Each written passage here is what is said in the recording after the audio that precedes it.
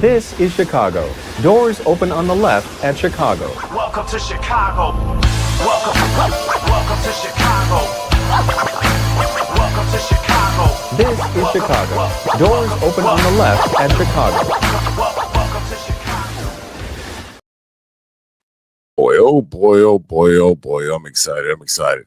Welcome to Chicago. You tune into the TCSF podcast with Big Z in the house. We got JC, Dynasty Fantasy Football, and we're coming straight to you from the 606 Media Studios, powered by True Chicago Sports Fans. This is episode 279, Chicago Bears, King of the North. And we're going to dive into everything that makes Chicago great, which is our Chicago sports teams. Remember, check out 606 Media, your ultimate source for all things Chicago. Go over there and check out the official TCSF podcast t-shirt. You can check out our exclusive line for the love of sports. We got some No Water on the Weekend stuff from the other podcast. You can watch all the conversations we have here. They're all stored on there, so you can just find everything in one location. If you're watching on Facebook, YouTube, whatever, we on Twitch, on Instagram today, go ahead and hit that subscribe button, hit that 5-star button on your favorite podcast app. Leave some kind words. It shoots us up on the charts, and it means the world to us. It doesn't cost you anything. But if you want to spend some coin, I'm going to drop the link in the description at anchor.fm/True Chicago Sports Fans. And as little as 99 cents a month keeps the conversation going, and it helps your boys out.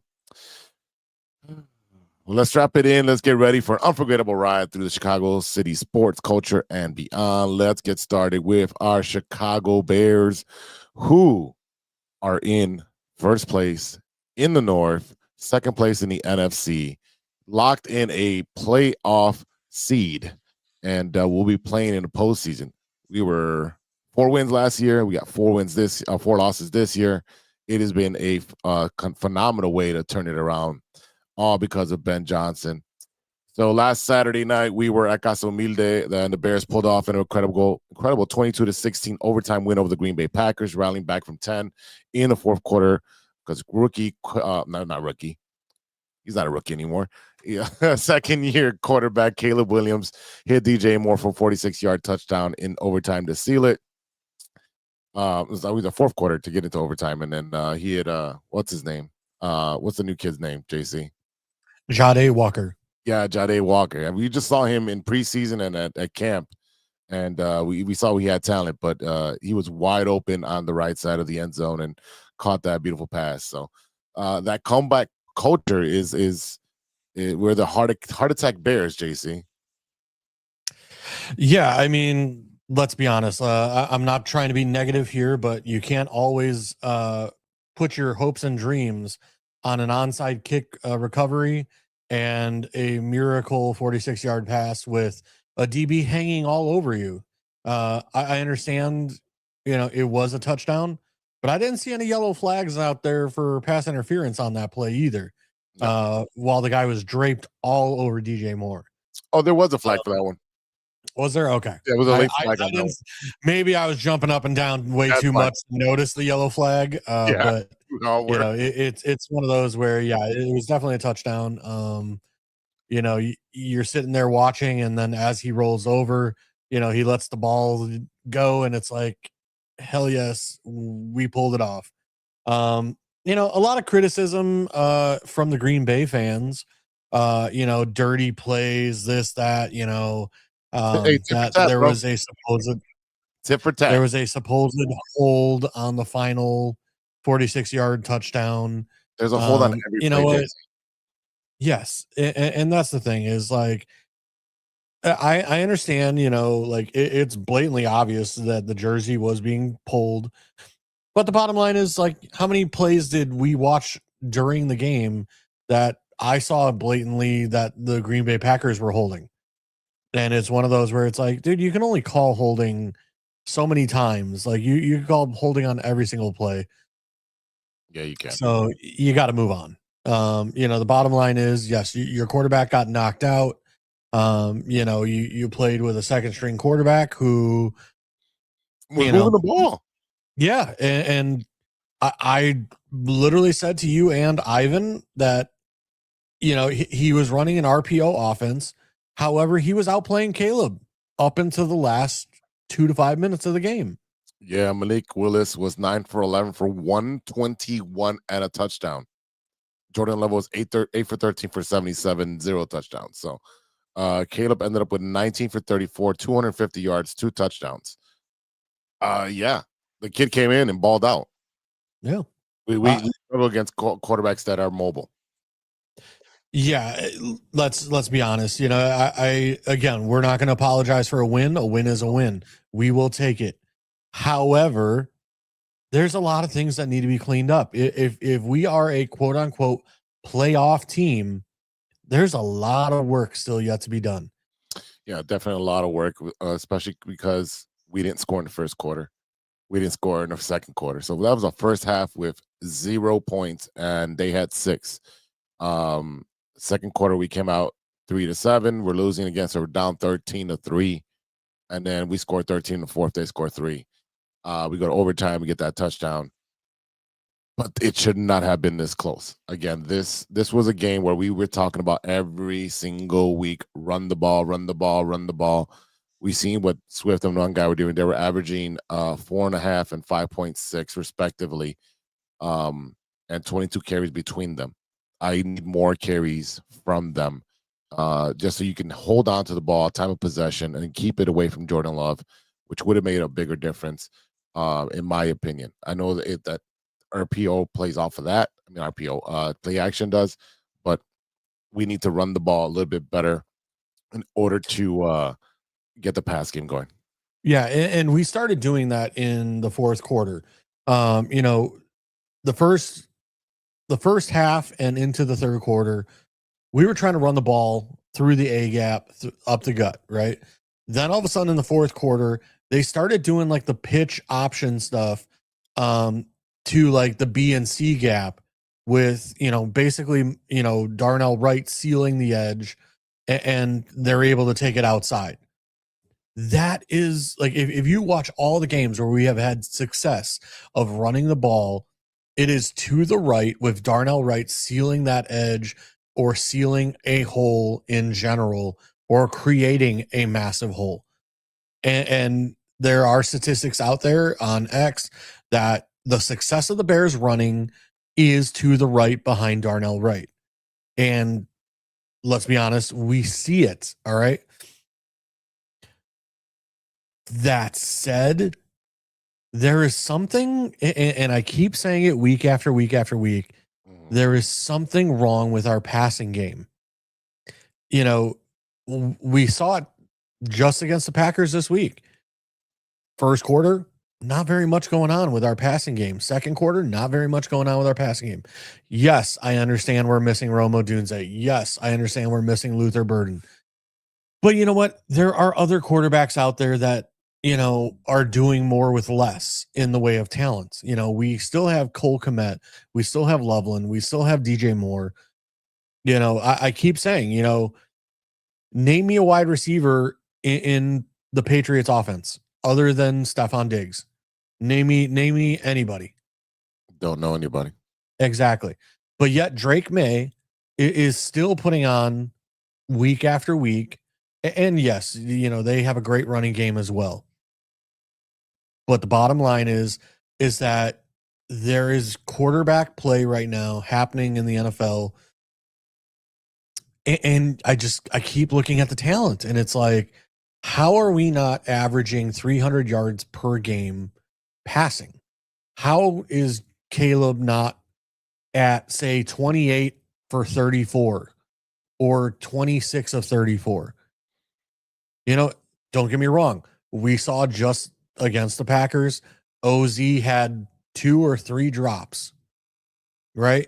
Literally watched a first down pass hit him in the chest piece and ricochet off of his pads. You can't let the ball get to your pads. No, Learn to catch with your hands. Literally, if I were the coaching staff, OZ would be out there at the jugs machine 8 hours today catching balls from the jug machine. And just like, dude, you are going to learn to catch with your freaking hands today. Enough. You are a professional. Stop letting the ball get to your pads, and you consistently keep dropping balls. Yeah, it seems to Enough. be a problem with the wide receivers. DJ Moore was 5 for 97 with 7 targets. Common Unguy was 3 for 43 with 4 targets. OZ was 2 for 33 with 5 targets. That means he dropped 3. Colson Lovin 3 for 30 with 4 targets. Jahdae Walker 2 for 3. We also had a touchdown. Cole Kmet 2 receptions, 3 targets. Where's this 12 personnel, this 13 personnel where we're going to use the tight ends? Where is that? Because that's be a lot more They're easier using them for. as blockers and Yeah, chippers. that's what they're doing. They're using them for blocking and chipping. Yeah. I mean, don't get me wrong. Komet and Loveland this past game, they had plenty of action because, again, our wide receivers are hurt. But you saw in the Browns game that, I mean, they were constantly chipping Myles Garrett and helping out the offensive line. And you know what? Hey, Taripolo and Darnell Wright and these guys, hey, when you're going against a Myles Garrett, I don't blame him for giving a tight end, chipping duties. Give the guys all the help they can get. Yeah, but you can still use them as a release. They're going to be open. Yeah, but it's one of those where like you watch Ben Johnson's offense when he was in Detroit. He was never a short yardage tight end guy. Yeah. It was usually 10 to 15 yard passes for the tight ends. It was never like a check down kind of out route, stuff like that. He did a lot of that with the running backs, but his style of offense used tight ends as like a downfield threat, not so much as a check down. Okay. I don't know. In my opinion, I still think that running the ball a little bit more. I think that they should be using the running backs. I mean the tight ends more in the flats, either to get them 5 and outs after they chip, or come over the linebacker or in front of the linebacker, something to give Caleb a release valve where, all right, my 1 and 2 and my 3 is not open. Let me just dump it off to Cole Kmet, or hey, the linebackers went, they're playing way off. Cool, give it to Kmet. Give it to Love. Let those guys get the yak. And I've been saying, like, the lack of yak with these wide receivers has been a problem this entire season. They fall. They don't. Like you said, the ball gets to the pads and it bounces off. And now DJ Moore wasn't getting targeted. I mean, everything that's gone that can be wrong with the passing game has been going wrong with the passing game this entire season. And Ben Johnson has been fixing. He's been putting fingers in the hole in the boat. 1 week at a time, just plugging up different holes. And we're playing with house money, man. We're playing with house money. We did not expect to be here in year 1 of this rebuild. We've got a new coach. We've got a quarterback that's learning a new system. We've got a bunch of new pieces, new offensive line guys, and we're going to the playoffs. Who would have thunk that? A lot of the ESPN, and I'm gonna call them out, the ESPN radio station was talking so much trash prior to the game, saying Caleb's not the dude, and Caleb's trash, and you guys are gonna get another quarterback, and you guys are not gonna get in the playoffs because we're gonna beat you and kick you out. It's crickets up there in Milwaukee right now, ain't it? Yeah, I mean, look, they were kind of right, weren't they? For 3 quarters. Hey man, they're not right until the clock says 0-0-0. Yeah, no, I'm gonna say this, and I know Ivan's not here today, but me and Ivan were talking, after the game, and we were basically saying like the Bears offense in the hurry up 2-minute offense looks phenomenal because he doesn't have to think. Right. But the Bears offense, when it's like, all right, let's slow it down. Let's go to the huddle. Let's, take our sweet time. Let the clock run down before we call hike, all this stuff. And it's like, it doesn't look polished. Like you're sitting there watching the game and it's like, where was this the whole game? Like, why are we not performing at this level that we are performing at the last 2 minutes in a no huddle offense? Like, it was just completion, completion, completion, completion.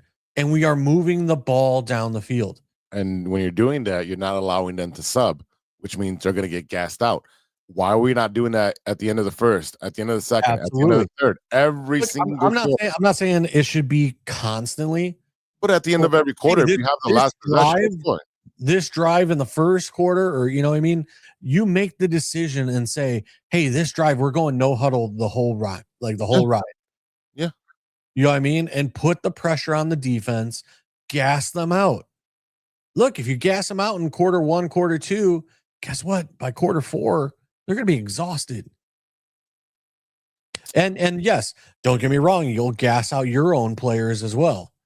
Right, but if you're doing it for a drive, sustainable drive, and you're driving down, those boys will be happily to be gassed out at the end of scoring a touchdown. Yeah, it goes away right away.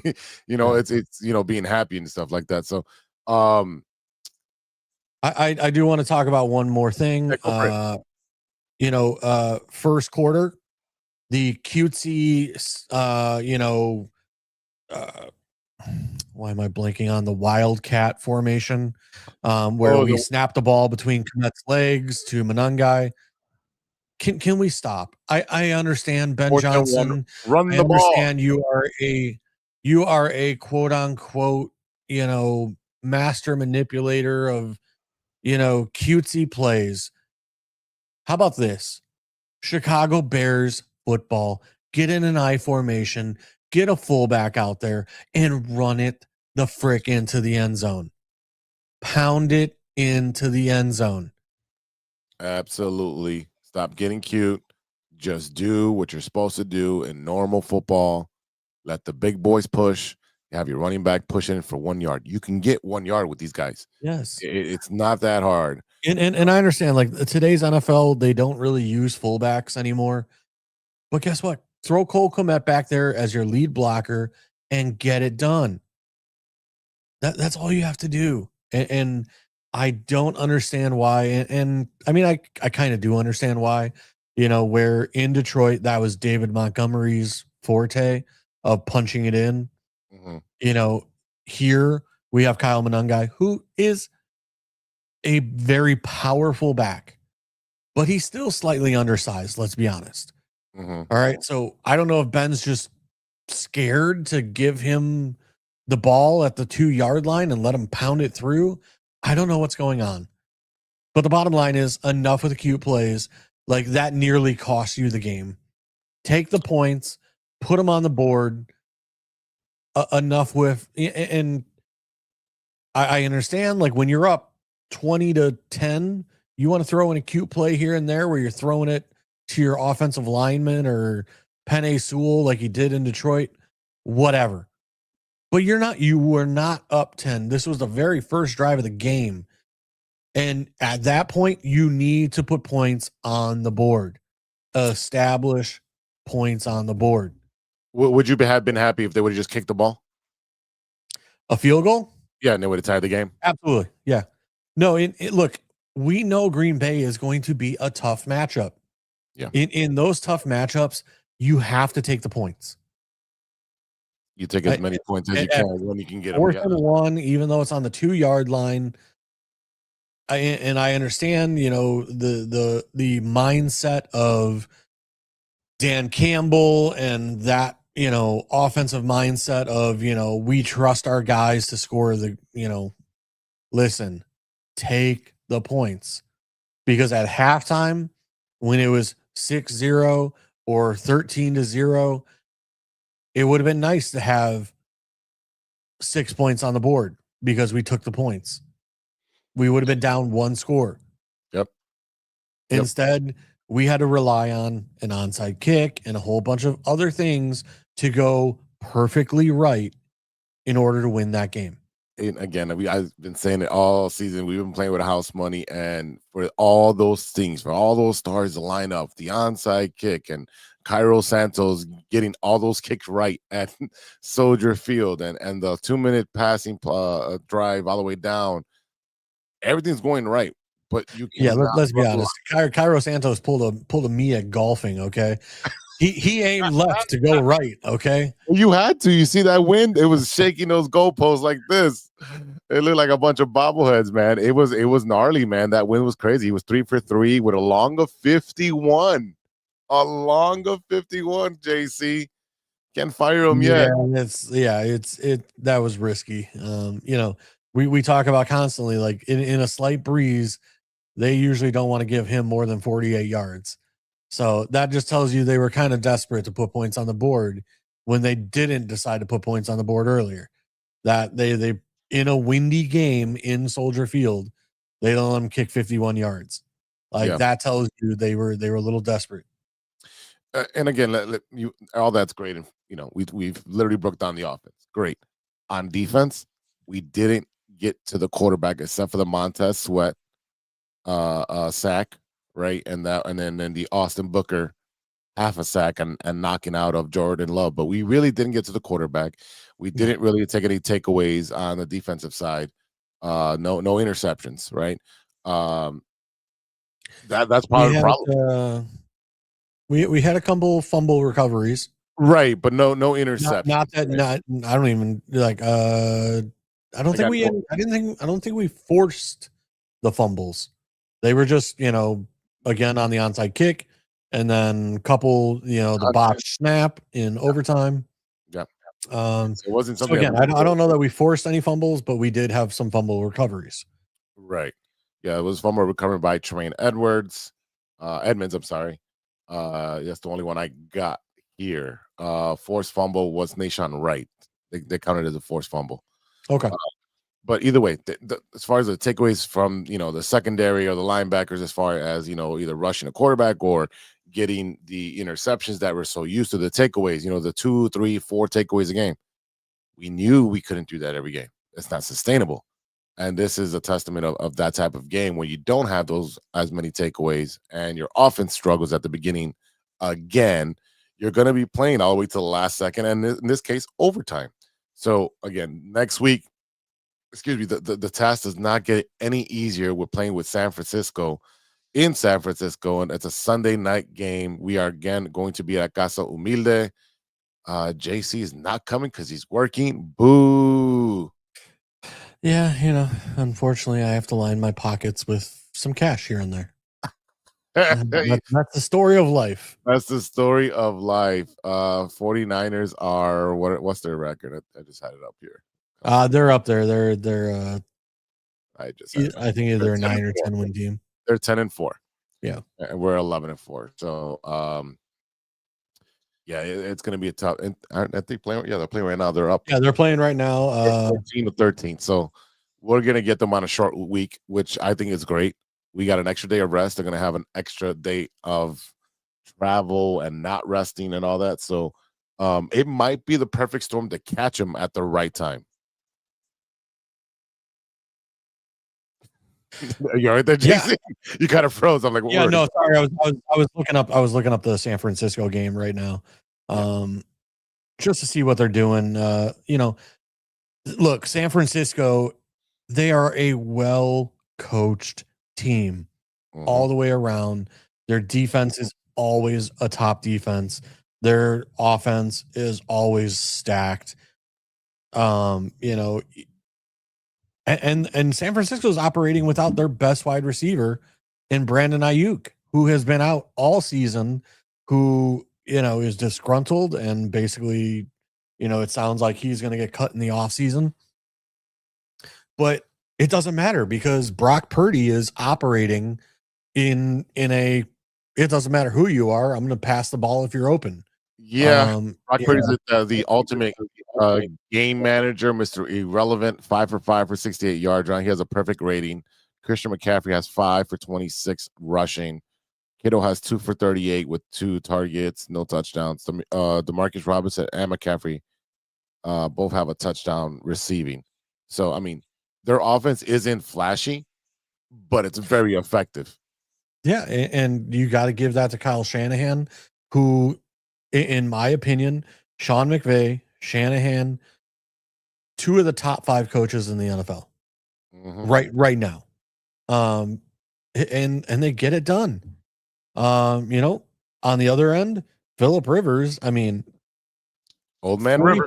44 years old, has been retired for I don't know how many years. 3 years, 3 or 4. No, wait. He's been retired for 4.5 years because his insurance is about to run out.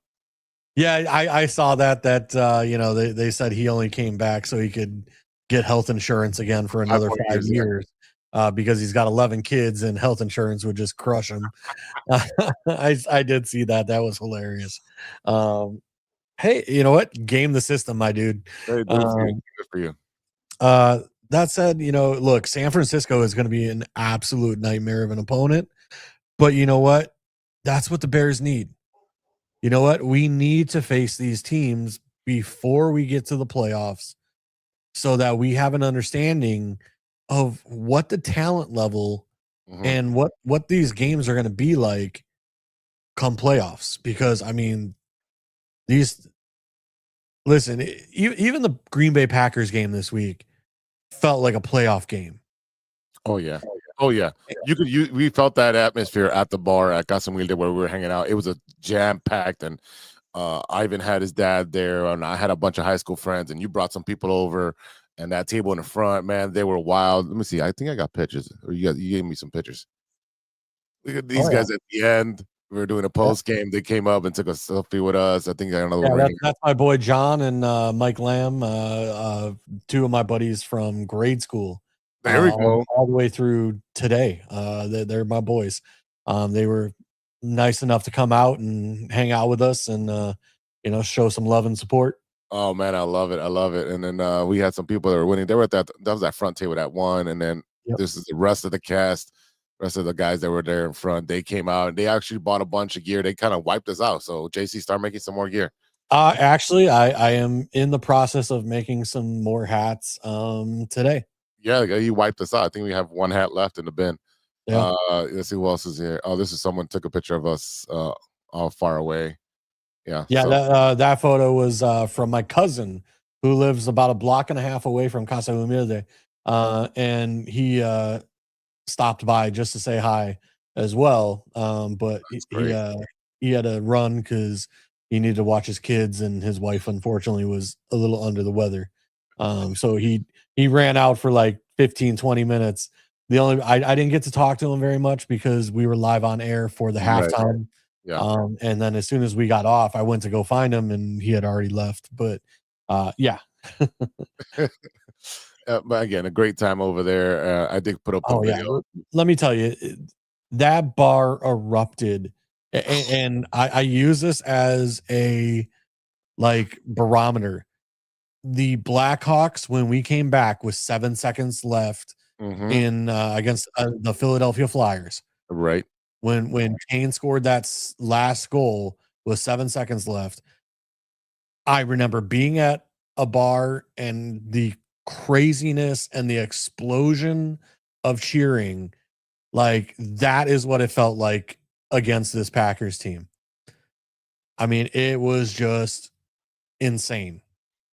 Yeah, I can't agree with you more because I remember those Blackhawk runs and I think I still have a handprint from Ivan because he bear hugged me and slapped my back when he bear hugged me. I literally think I have a handprint still on my back. I'm pretty sure you do. My back is misaligned because he picked me up and shook me around like a rag doll. Ivan's a big, strong guy. He's a big, strong guy. He slapped my back and I was like, oh God, ow, what? Oh, like I was like, dude, and it stung for like a good 3 minutes. I was like, yep. I'm gonna have to send him my chiropractor bill because my whole left side is all messed up again. He fixed it like the win before, and now he messed it up. So I don't know what happens. I need another Ivan bear hug. But hey, did you see that in the locker room, DJ Moore had a cheese grater hat? Yes. Did you see Calebwilliams today? Yeah, he gave it to Caleb.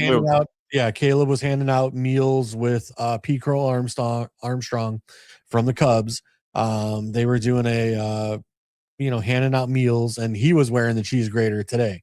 Yeah, that's funny. But man, I wish we had the audio clip from DJ Moore's interview, after the game, because as always, F the Packers. F the Packers. Yeah, man. Man, it was such a roller coaster of emotions, and this is what the Bears do to you, man. You got to keep watching this team because it looks magical. Again, it feels like 2015, 2016 Cubs, 2005 White Sox, where the ball just bounces your way, the breaks are going your way, the calls are going your way. It feels magical, and if you don't believe right now in the Chicago Bears, well, jump off the bandwagon right now. We do need to clean up penalties. I think We have a lot of penalties. Yeah, we were at one point during the game, we had, I think it was 9 penalties for like 100 yards. I don't know what ended up, what the final penalties and yardage ended up being, but I mean, that can't happen come playoffs. Your team stats, let's see, penalties. We were 4 for 17. 4 for yeah, that's what I said. 4 for 17. They were 6 for 55. Wait, am I getting that right? No, that's not it. That's the wrong game. That's the other Packer game. This thing kind of moved around. All right, let's refresh that. There we go. Yeah, and then that's this one. I don't know where I'm at, but there we go. I don't see penalties in here, so 10 penalties for 105 yards. Unacceptable. Oh. There it is. Unacceptable. Yeah. Time of possession, 26 to their 38. Again, those are the things we talked about. If you run the ball, you take time of possession away from them. Penalties needs to be cleaned up as well. Third down efficiency, 2 for 11. Again, it was a very sloppy game. And again, we got the W. We're happy. We're not apologizing, but playing these upper echelon teams, this cannot happen. Excuse me. Everything we talked about of time of possession in the pregame, we basically said we need to run the ball, establish the run, no matter what. It was a complete opposite. The Packers did everything that we said in the pregame. Like, they controlled the time of possession. They were controlling the first downs. They were controlling the rushing yards. I mean, I understand we had a defensive tackle get hurt earlier in the season, but we still have Billings, Dexter, and Grady Jarrett, and you're just sitting there watching them get blown up for 6-8 yards per rush, like, consistently. And it's one of those, especially when Malik Willis came into the game, you could have probably sold out a little more on the run game. Especially because Malik Willis is a much more dangerous player running than he is passing. Right. So it's definitely one of those, like, I do feel like they could have probably sold out a little bit for the run game. But at the end of the day, we won. We will not apologize for winning. We'll take it. Definitely take it. All right, we're going to take a break here. And on the flip side of the break, we're going to be talking about the Madhouse on Madison report about the Bulls and the Blackhawks. We got a little bit of news here and there. And then we will talk baseball because there's some news in baseball with our teams today. And we'll get you in and out. Hopefully we get out of here in another hour. Yeah, you guys watch the Bears or football game. But, we're going to take a break. Be back. Hey there, Chicago enthusiasts. Are you ready to take your fandom to the next level? The True Chicago Sports Fan Podcast has got you covered with some serious cool merch that screams Chicago pride. From cozy sweaters to trendy tank tops, we got it all. Show off your love for the city with our iconic red, white, and blue logo, or stand out with our exclusive collection for the love of sports. Whether you're lounging at home, breaking a sweat at the gym, or cheering on your team at a game, our gear is a must-have for all you diehard Chicago sports fans out there. Don't hesitate. Visit bonfire.com/store/606-media-store/. Or simply just click the link in the description and snag your gear ASAP. Get ready to make some noise, show your pride, and embrace the Chicago spirit with True Chicago Sports Fan Podcast merch. Designed for you, the ultimate fan, for the love of sports. Hey guys, it's Steven. And this is Sean, and you are listening to True Chicago Sports Fans. Don't forget to listen to No War on the Weekend. New episodes on Monday. You can find us anywhere you listen to podcasts. Yeah, so we're going to go do a couple of shots. So let's kick it back over to Big Z. Back to the TCSF podcast with Big Z in the house. We got JC, Dynasty Fantasy Football. And it is time to talk about the Madhouse on Madison report. The Bulls beat Atlanta 152 to 150. One of the highest scoring games of the NBA season. 9 Bulls scored in double figures. Montes Buzelis led the team with 28. The Bulls have improved to 13 and 15 with a 3-game winning streak. They beat the Cavs twice, and now they beat Atlanta. Giddey flirted with a double-double again with 19 points. And, he got a double-double, 19 and 12. Kobe White has been slowly building some rhythm with the team. He had 21 in the win. The Bulls shot 58%. It's clicking at the right time, trying to get rolling. But let's be honest with this team. They're going to be trading pieces left and right. And as soon as these players get hot, the ones that are not going to be here next year, if you designate them not to be part of your core going forward, if it's not Giddey and Buzelis, you got to start trading, JC. Yeah, I don't know when the trade deadline is. It's around February. Okay, so I mean, we still got time, but yeah, I mean, listen, I mean, Vucevic last game, or not last game, but the game before in Cleveland, scored 24 points, right? Like, that is like pretty good, and it's like one of those where, you know what, we might want to move him. He had 15 rebounds that game as well. I mean, and then against Atlanta here. I mean, what is with these scores?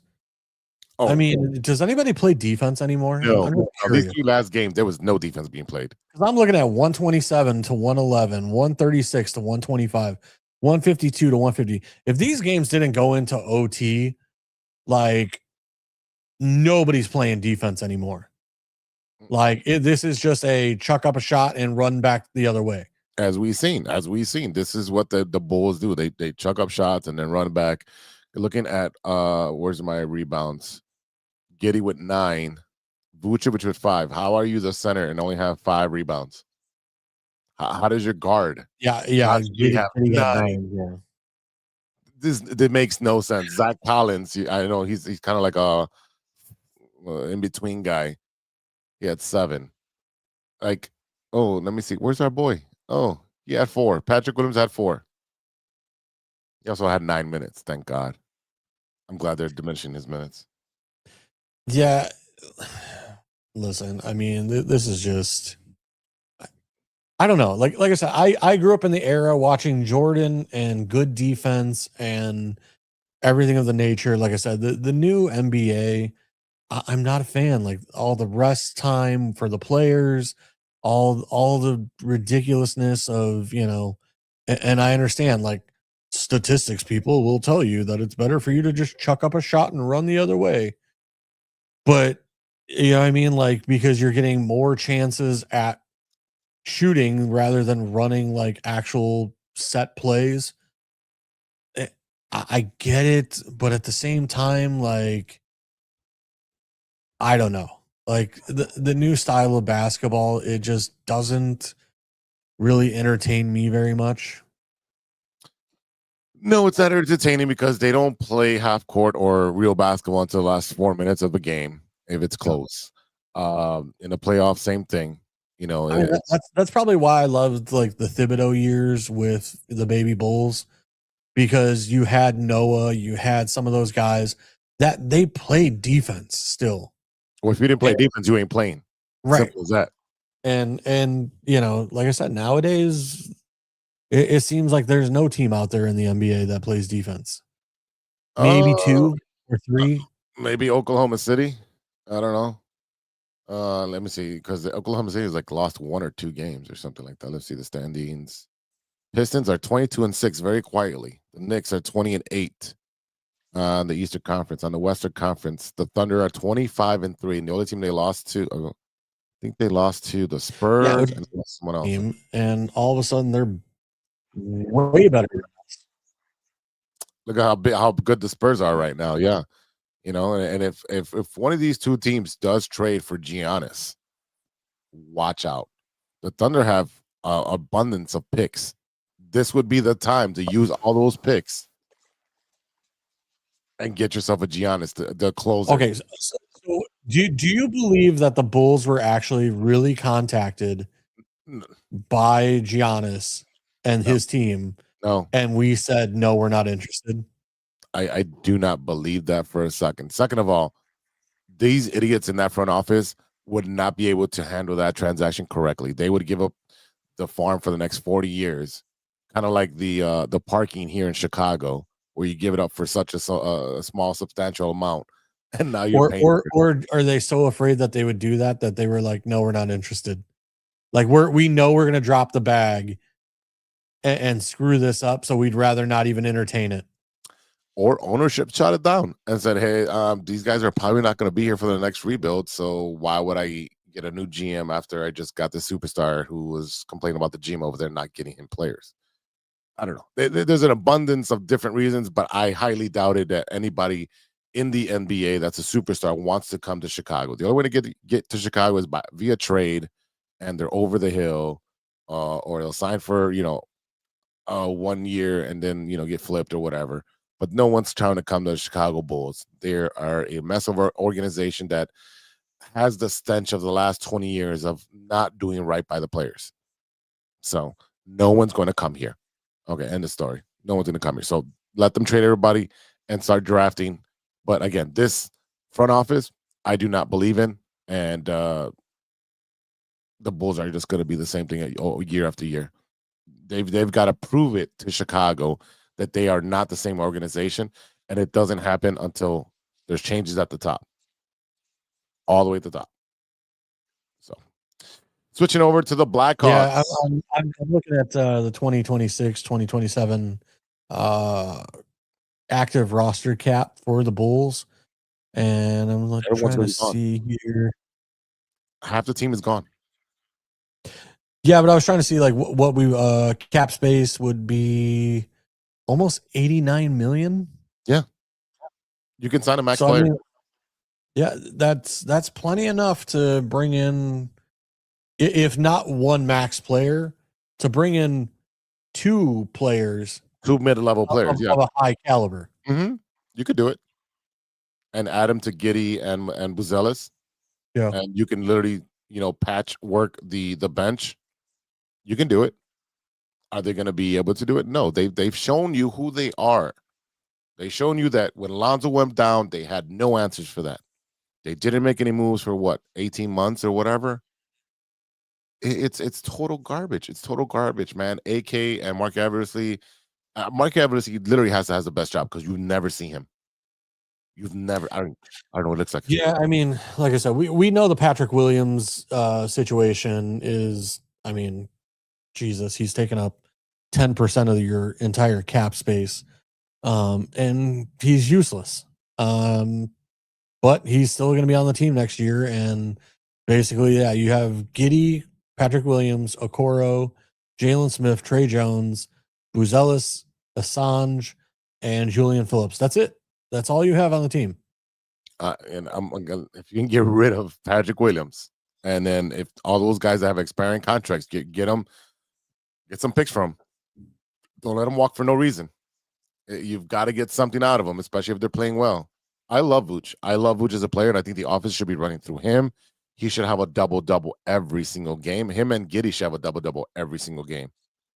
But they don't run the type of offense. They want a run and gun, which suits Giddey a little bit better.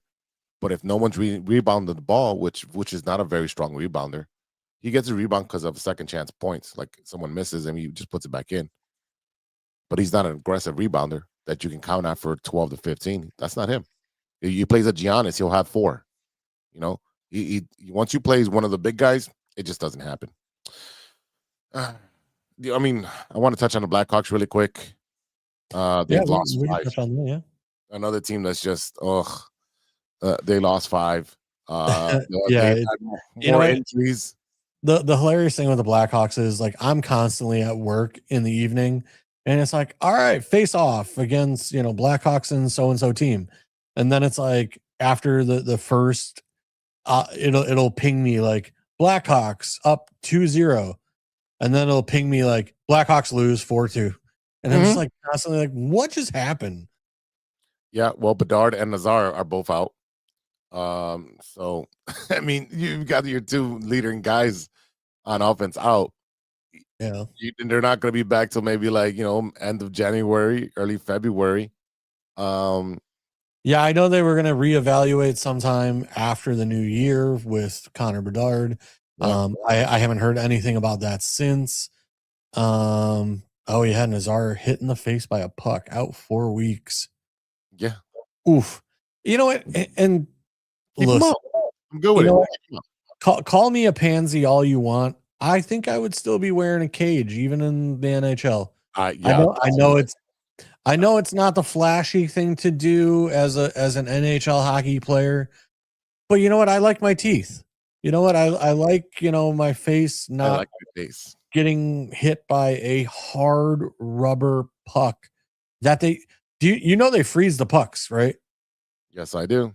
Yeah. My dad actually knew one of the guys that worked like the penalty box for years. Okay.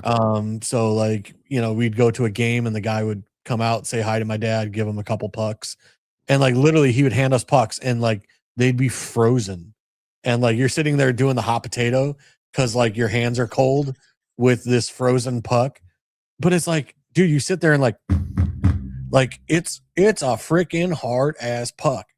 And it's like, I'm sorry. If I were an NHL player, I think I'd be wearing a cage. To protect my still ugly, but precious face. Yeah, I got one that I bought for like military appreciation. I don't know who it is, but I got a QR code that tells me who it is. Put that away. I do have a what do I have?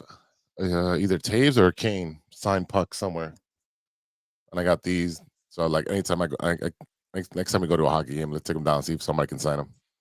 Yeah, I'm ready. But again, I think I'd be wearing a cage. I'm sorry. You know what? Look, it might be the most uncool thing ever, but and I give respect to the hockey players, man. Like they like it's like a badge of honor to have their teeth knocked out and everything. But for me, like, I'm sorry. sorry. I want to eat a steak. I want to. Exactly. I want to be able to chew. You're right. I don't want to look like Jake Paul. You see what? Oh, did you see the AI video I sent you of that earlier? Yeah. Yeah. That was great. Yeah, he's laying in his hospital bed. Man, you were supposed to stop hitting me when I hugged your leg. Oh man. Well, he got paid, so he's got good health insurance. Let's talk some baseball. I don't know if he has good health insurance or not, but he's got the money to pay for the health insurance. I'm saying he's got health insurance. Money. He's got money. Yeah. Supposedly, someone was saying that there was a clause, like no knockout clause or something, and they basically blew it off and basically said like, nah, it's more important I knock this guy out than care about like the no knockout clause. I'll take less money, but I have to have my self-respect. That's what Tyson should have done. Tyson should have been the one to knock him out. That would have been a lot better. Yeah, I still think something's, me and Ivan were talking about how we need to have a podcast about all the funkiness of the NFL and sports betting and how, there's some weird things going on with the sports betting world. And like last Thursday's NFL game, yeah, with Seattle. Or how the Tennessee Titans score a touchdown, all of a sudden is called back on something after the play was already over and everything else. And it's like, wait. How do you now call a penalty? Because the guy didn't report. They say that the guy didn't report as eligible. And right. you see him. But there's video evidence of him reporting and like, the refs acknowledging that he was reporting. Yes. Yep. And so it's one of those where it's like, there's more and more evidence building that, it may not be to your benefit to sports bet. No, definitely not. I'm sorry if I didn't check the comments today, guys. Caleb Hubbard, Myles Garrett coming to Chicago. I would love that. But we have to move some cap room around for that. I was gonna say let's take a look. I don't. No, we don't have the cap room. Yeah, no, we definitely don't. I mean, I know that much because we signed Grady Jarrett and Dio, and those two guys are taking up way too much. Especially Dio. All right. While you're doing that, I'm going to look at what the Cubs have been doing in the past month. The Chicago Cubs did sign somebody today. They signed a catcher, I believe. Yep. They signed Christian Betancourt to a minor league deal. He's a catcher. And in recent weeks, the Cubs have signed first baseman Tyler Austin. Caleb Cybar is coming back. Hobie Meyer. Let's see. They signed free agent for Funel James, Esmibin Guerrero, Ruben Torres, Johan Gomez. They signed a bunch of guys to minor league contracts. In the Rule 5 draft, they picked up Adam Stone, Devin Ortiz, not David Ortiz, Zane Mills, Nico Zeglin, and Sam Metart, whatever. Not a lot of moves. What happened to the Cubs signing all the big players? They're not doing anything. The Cubs are not doing anything, and it's getting frustrating on the north side.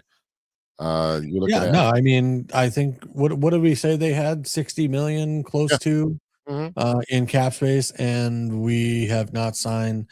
I know, there's some other podcasters out there who we know and love, and we've had them on in the past talking about that they're excited for some of the bullpen people that we have signed.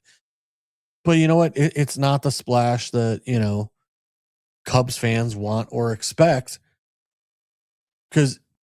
And I don't know if it's just that the Cubs are admitting that, hey, we can't beat the Dodgers with everything they're doing in the way of, manipulating salaries and whatever.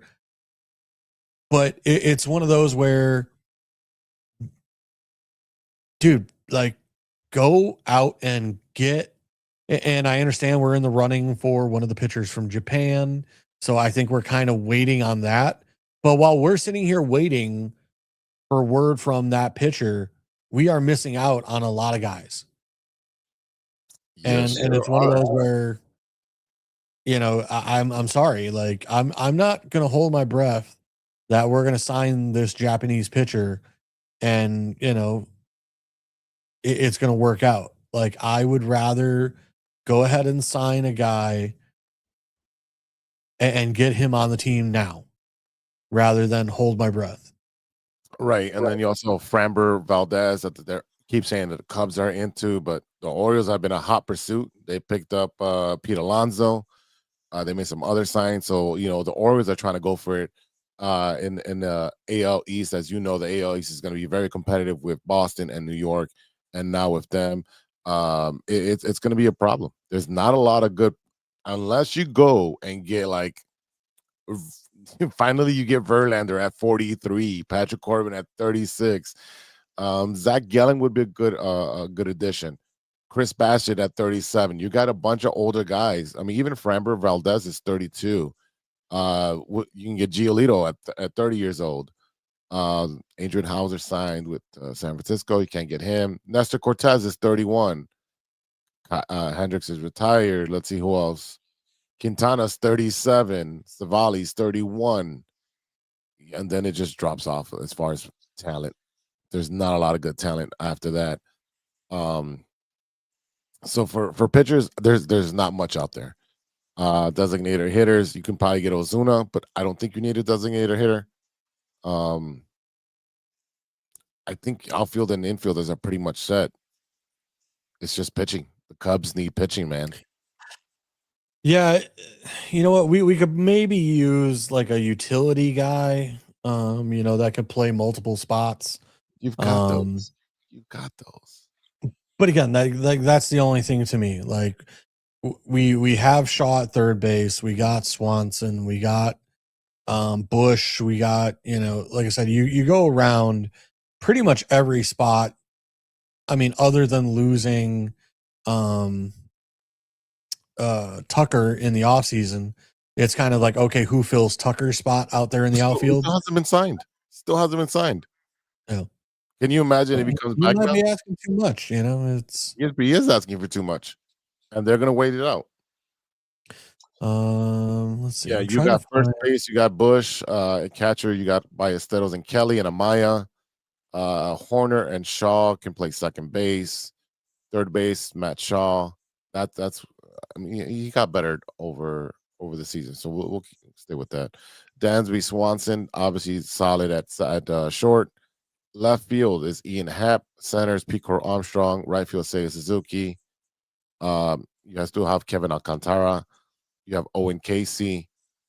You've got some players to move around in the offense. That's what I'm saying. Your outfield is log jammed with talent. Your infield is pretty much set. I think you would need a better catcher.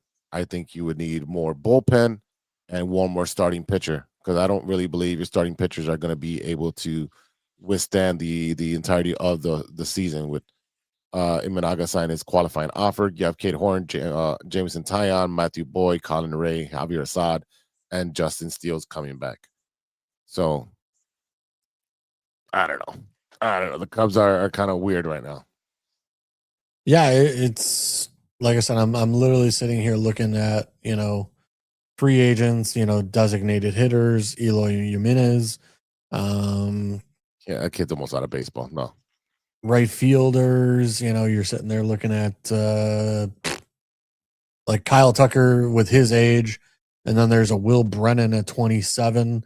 Otherwise, everybody's 30 years or older.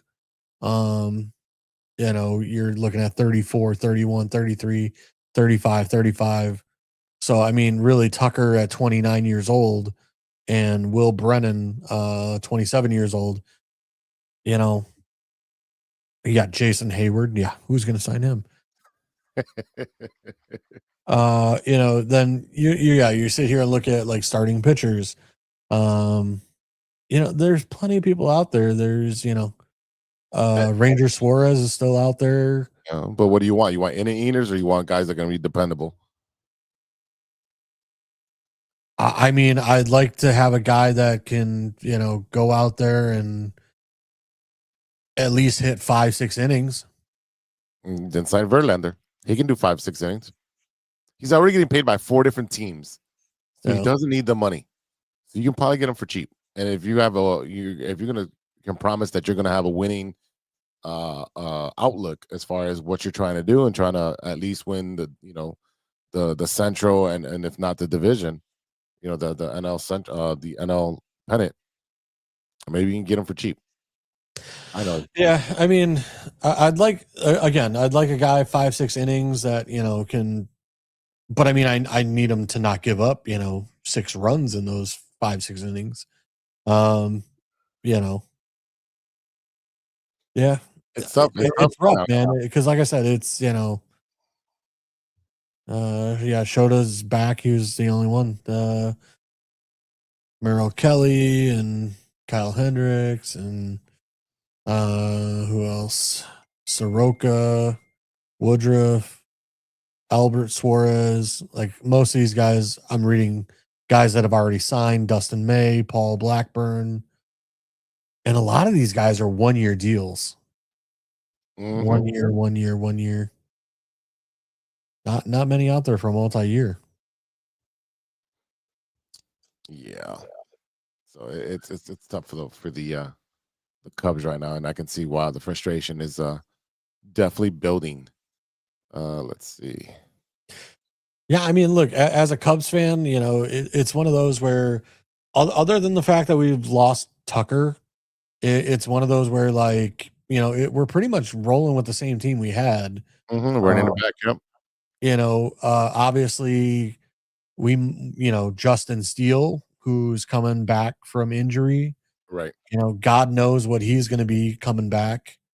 His injury was pretty early in the season last year. And had, surgery. Do we see him back at some point this season? I don't know. Yeah, they're still up in the air. Definitely still up in the air. All right, well, good luck to the Cubs, because they need it if they're they open their window and they're trying to compete. It's tough. I don't think they're going to. I mean, that's the problem with like the Cubs, like basically all of Chicago owners is that, hey, we're just good enough to bring in mass amounts of people and sell tickets and sell food and sell everything else. but it's like they don't have the balls to put the money down to put a championship together. Mm-hmm. And I look, I give the Ricketts the credit because they did go out and get Chapman and we did win a World Series. But it would be nice that, we can consistently be going for a World Series, 3, 4, 5, 6 years in a row rather than just one and done. Unless you're the Blackhawks. The Blackhawks are the only team that, ever since the Bulls in the 90s that has sustained success. Everyone else has been one and done. So yeah, and even the Blackhawks, there were years in between the championships. And hey, look, especially, we talk about hockey, like they have a very small salary cap and it's very hard to manage a hockey salary cap where, you may win 3-4 years in a row and then you're going to be in the doghouse for 4 or 5 years rebuilding because your cap got out of control. Yep. Like I said, we're sitting here looking at the Cubs. They have the money and they need to stop acting like, and I understand they put a lot of money into the infrastructure, into rebuilding Wrigley underneath. They've done a lot of work in the field. That is all done. That's all over with. They're building hotels. They're buying all kinds of property in and around Wrigley. There's more to it than just that. You can't pay steal from Peter to pay Paul, and that's what the Cubs are doing. They put their money into the Cubs. They're like, oh, you know what? We're gonna get a World Series. Cool, we got the World Series. All this money came in. Now we're buying the neighborhood. All right, we're buying all the high rises. We're buying we built a hotel. We're taking over the what is that called? The what is that called outside the stadium with the stands? Oh, I know what you're talking about, but I can't. Yeah, those buildings outside Wrigley where you were supposed to be able to watch the game, and they put all these things around it to block it, or they bought all of them but one. That's they're being greedy. Oh, you're talking about the Wrigleyville rooftops. I thought the rooftops. I thought you were talking about the area outside of Wrigley where it's like basically they have all the bags going pregame and that's fine. That's game entertainment. I can care less about that. What I'm saying is they bought the entire neighborhood. Yeah. And then you cried poor when the pandemic hit. Well, obviously you hedged yourself into a bad situation where you bought everything and then no money was coming in. Okay. Yeah, you leveraged yourself. It's been 5 years. Money has come in. Okay. Money has come in. I don't want to hear that this team is crying poor. They should be competing with the Dodgers year after year after year. There's no other team that has the pockets for it. Simple as that. It's probably in the NL. There's no other teams that have the pocket for it. I mean, we would have better pockets if the White Sox would, go to Gary, Indiana. Wow. You can go to Gary, Indiana. Speaking of the White Sox, they made a splash signing and Munetaka Murakami. He's an infielder from the KBO. 2 years, $34 million deal. He was announced and presented today in a press conference. He hit 265 home runs in 1,000 games in Japan, but also had a high strikeout rate of 1,068. He will be playing first base. He's going to be significant in the lineup. He's got some pop, and he was not even mentioned in the where will this guy go? Because today was the deadline, or yesterday was the deadline to sign him. His window was closing, so the Yankees and Dodgers and everybody was supposed to be in on him, and apparently they just didn't like either his strikeout rate or the money for him. He is 25, and we're gonna have him for 2 years. That'll be this year, and it probably won't be next year because next year is going to be a strike, and that one after year after that. So I think it's going to be a good addition. What did you have to lose? You have the money to spend. I think the payroll was like at 40 million at some point, I think right before this. And then there's also rumors of Luis Robert Jr. being traded. That was reported about an hour and a half ago before we started. Cincinnati's hot on him, and it is another team that would be trading for him. So Lou Bob needs a new scenery, and thanks for whatever you did for us, but he needs a new scenery. The White Sox also traded for left fielder Tristan Peters from the Tampa Bay Rays last week for cash. They signed Joseph Yabor to a minor league contract. He's a right-handed pitcher. Oliver Dunn, a third baseman, to a minor league contract. Tim Elko is back on a minor league contract.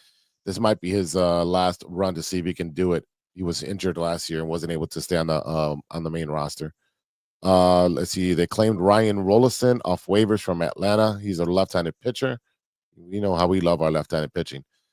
Jackson Kelly in the Rule 5 draft. We got Jadexon Paez, also from the Rule 5 draft. Alexander Alberto and Peyton Pallette, all from the right-handed pitchers in the Rule 5 draft. So they're pretty busy filling in holes. Lots of pitchers, and I mean, it's a splash for the White Sox. That's a big signing for the White Sox. Come on. JC's like, I don't care. No, I was looking up some other things because we were talking about how the Cubs are cheap asses, and one of the things I had seen it before, and I pulled it up right now. The 2024 revenue for the Cubs was $584 million, which is third amongst all MLB teams, but they spent $213 million towards payroll and taxes, which was 14th in the league. 14th. Overall, they have the Cubs listed at 26th in the way of payroll to revenue percentages, and it's one of those where that's not good enough. No, the Mets were at number one. Their revenue is $444 million, and they're paying out $400 million. Yeah, because he's trying to win. Yeah, and this is the problem we have with the Cubs, is and not to steer away from your White Sox, again, you're making $584 million, and then you're crying that we don't have the money. Yeah. Get out of here. I told you. No, to talk about your big news. You signed the Japanese. He's a third baseman, isn't he? I believe. No, he's a first baseman. He has played outfield. He has played right field, but he's going to be our first baseman. Okay, because I know there was a big talks about a Japanese player coming potentially over, but I thought he was a third baseman. You might be right. I'm clicking on Muratami. Yeah, and it says infielder, bats left, throws right, 6'2", 213. Nothing on that. Yeah, over here on this article. Let's see, what does Jesse Rogers say about him? Yeah, it just says he's going to be playing first base.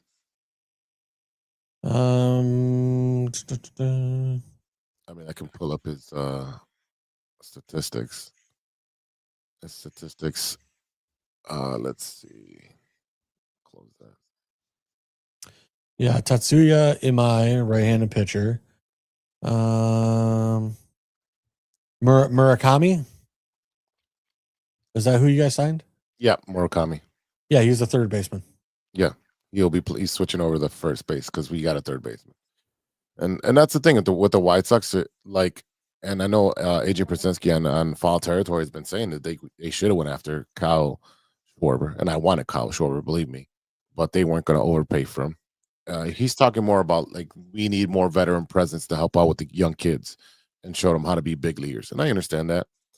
Your catchers, yeah, I mean, I wish the Cubs had gone after Schwarber as well, brought him back. We should have never let him walk in the first place. No, he wanted $8 million at that point. Yeah, like I said, we never should have let him walk in the first place. But would have been nice to have his bat in the lineup, even though again, he's not much of a player on the field.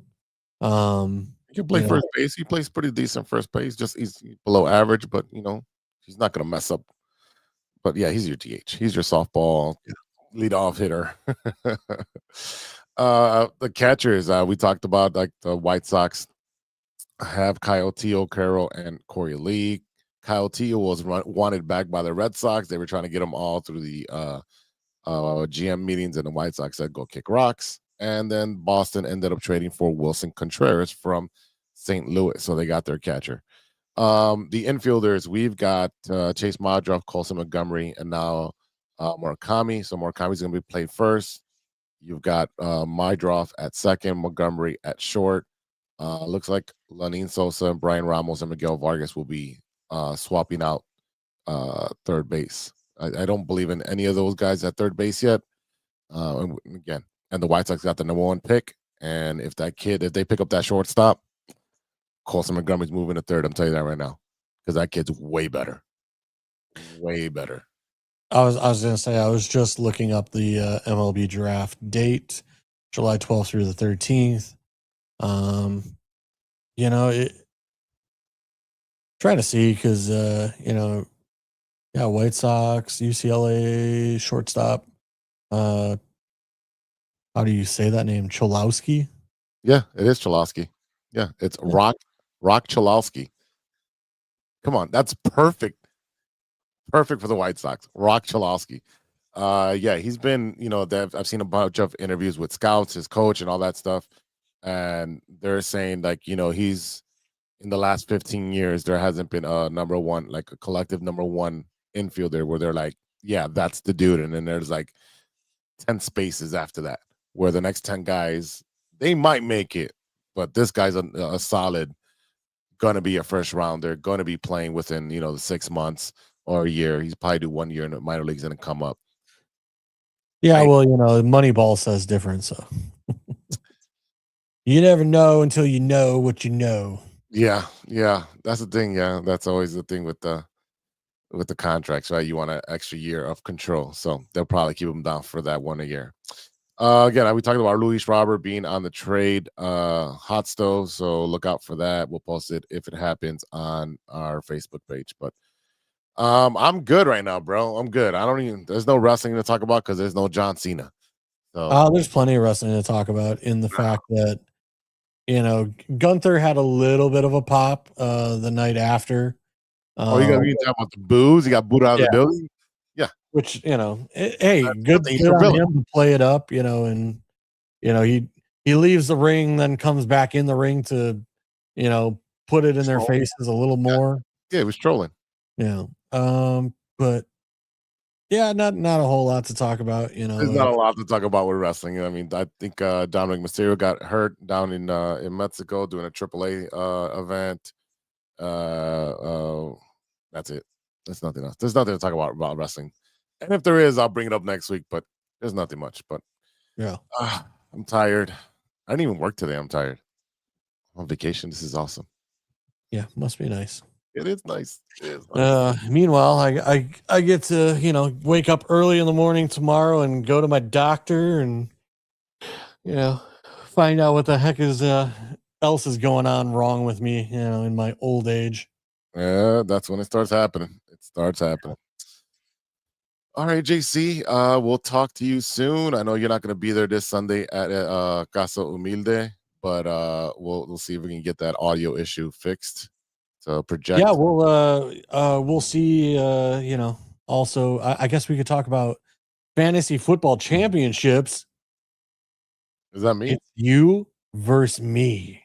It is. It's official. Well, I mean, it's.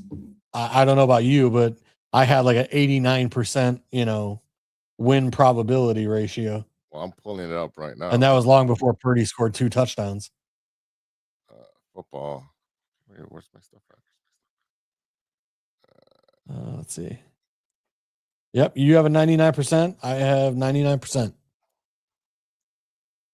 Oh, 213 to 195. Yeah, it's pretty much a done deal. Yeah, I'm 227 to 160. So how about that? The guy that was been making fun of for his team. Look at that.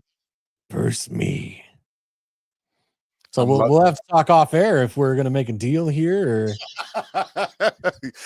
yeah, we can talk off air. We don't want to conspiracy. No colluding on air, you know. No colluding on air like the refs in the NFL and NBA.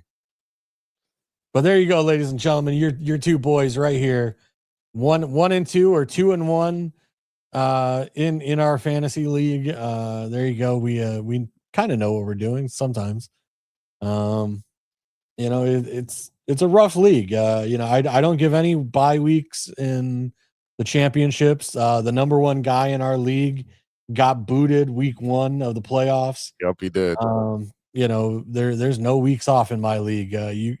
You want to win a championship, you better come prepared for 3 weeks in a row to win a championship. So, that said, you know, I look forward to our matchup next week. Hopefully I can get Devontae Adams back, or, you know, a couple more players, because I was not thrilled with some of the performances by my guys this week, putting up like 6 points, 5.3 points. But basically, like Stafford, McCaffrey, Barkley, and surprisingly, Ramondre Stevenson came through. There was an injury there with Travion Henderson, so Stevenson got more playing time. So, yeah, thank God for Burrow. Thank God if Burrow came back. That's the only reason I won. Yeah, no, like I said, it's been all quarterback play on my team. Brock Purdy's at basically 30 points right now. I mean, dude, even my defenses did not put up many points this week. But I've been playing with nothing but backup quarterbacks as my on my offense. I have Jacoby Brissett right now because my quarterbacks went down early or retired. So I made a hodgepodge pasting and gluing and taping of a team, and we're there. We're kind of like the Bears. My team is kind of like the Bears, playing with house money. So either way, I'm second place or first place. So it doesn't matter. I'm excited. yeah, I literally walked in my house last night, put my arms out, was like, give respect to your champion. All right, y'all. That is it for today. Thank you for the fans, for listening, for watching, for showing up at our live events. We really, really, really appreciate that. Everybody that came out this past weekend, it was a packed house. People bought merch. People took pictures with us. People were watching on their cell phones. Thank you, all you guys, for supporting us through 279. It's probably like 400 episodes at this point with all the Bears stuff. Thank you to our sponsor, 66 Media, True Chicago Sports Fans. And you can check us out on our socials. They're right there. Remember to subscribe and share our YouTube channel. And if you have something to talk about, whether it's wrestling, fantasy football, baseball, hockey, basketball, all of that, hit us up at TrueChicagoSportsFans@gmail.com or DM one of us. You can see his DM him. Somewhere right about whatever. DM him. For JC, I am Big Z, and we'll see you next time for episode 280. But we're gonna be at Casa Humilde this Sunday for that Bears game, 7:20. So until then, be good to each other for the love of sports.